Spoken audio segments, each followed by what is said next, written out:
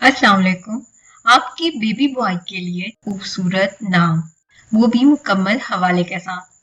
पहला नाम है ईमान।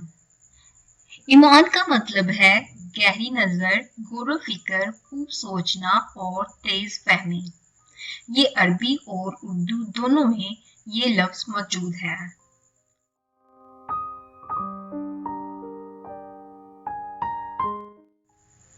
नाम इम्तिनान।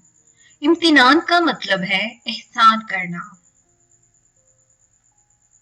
ये लफ्ज अरबी और उर्दू दोनों डिक्शनरी में मौजूद है।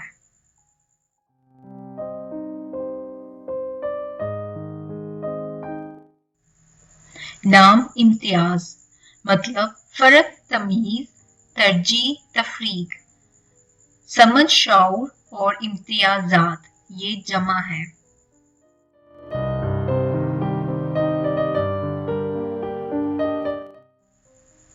नाम इलियास।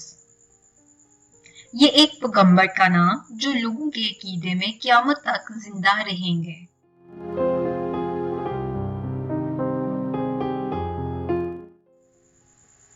नाम अल्मास मतलब हीरा, एक इंतहाई कीमती जवाहर जो नहायत चमकीला होता है।